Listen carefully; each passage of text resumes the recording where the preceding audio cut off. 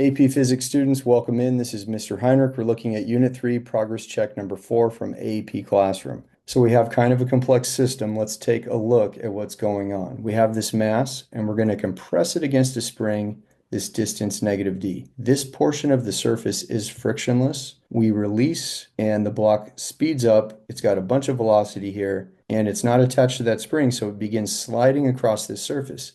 Now, all of this grayed out area is frictional surface. So it slides a distance 3D and comes to a stop. So that's what all this wording right here says. You can take a look at it if you want. Pause. Okay, moving on. Looking at part A, block 1 is replaced by block 2, which is made of the same material as block 1, but it has a mass capital M, such that capital M is greater than lowercase m. Block 2 is pushed against the spring until the spring is again compressed by an amount delta x equals d. Block 2 is then released, slides across the track, and eventually comes to rest. And what they want to know is indicate whether the position x2 of block 2 when it comes to rest is greater than, less than, or equal to 3d. And you can see I've already selected this answer. x2 is less than 3d.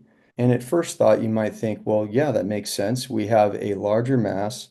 That larger mass will not speed up as much as the spring accelerates it across this distance d. Therefore, we have a lesser velocity in our bigger mass, and it won't go as far. And if you said that, that's a pretty good answer. I mean, you could write that down, and I would accept that as your teacher.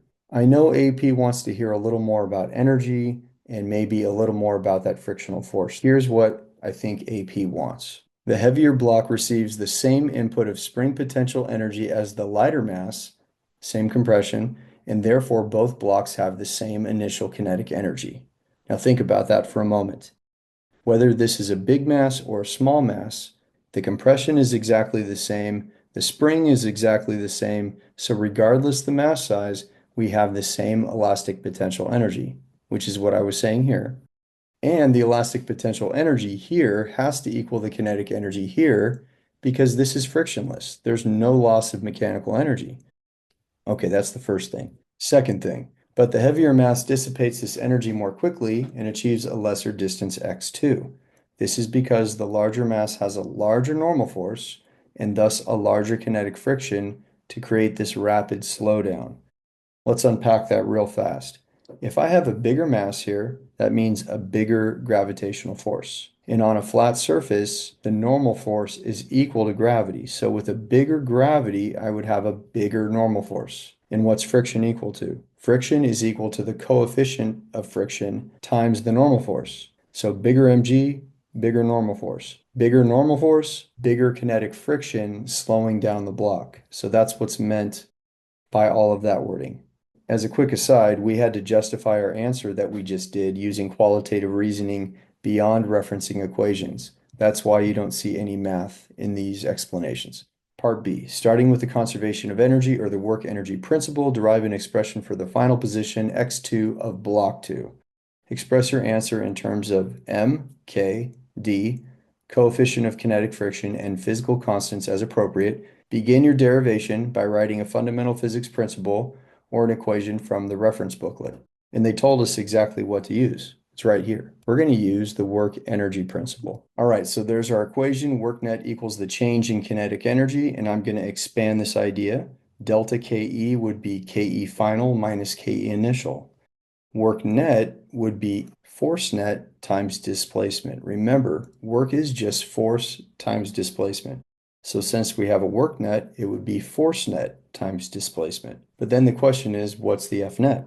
Well, the F net acting would actually be friction. As the block displaces to the right, friction would be acting to the left. Is there any other force acting in the axis of acceleration, in this case deceleration? No. Friction is the only force, and therefore it is the F net. Now you might say, but what about normal force and mg? Well, those are perpendicular to the displacement, and therefore they do no work. So for work net, I would plug in for my F net, kinetic friction times the delta x we go, which we are calling x2, right? So I would write kinetic friction times x2, but we're not quite done because the friction is acting to the left while the displacement is to the right, so therefore it is negative work.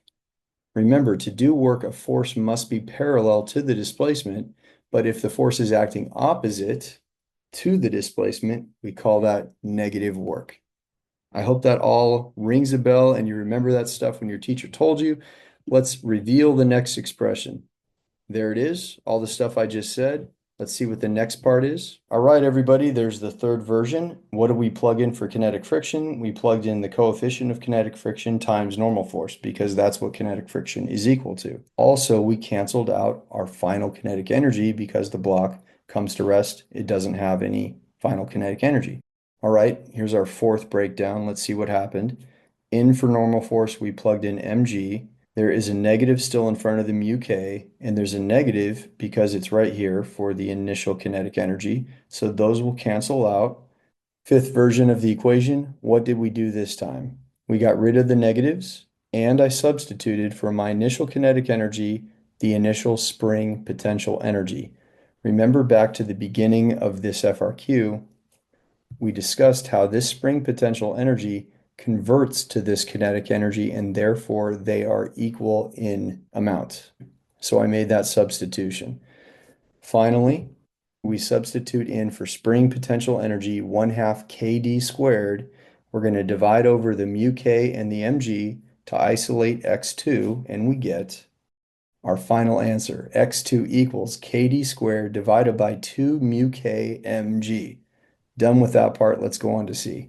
Justify how the expression we just derived is or is not consistent with the claim we made in Part A. Here we go. The claim in Part A stated that if the mass was greater, the kinetic friction would be greater, and therefore the block would slide a lesser distance x2. This is consistent with the equation developed in Part B.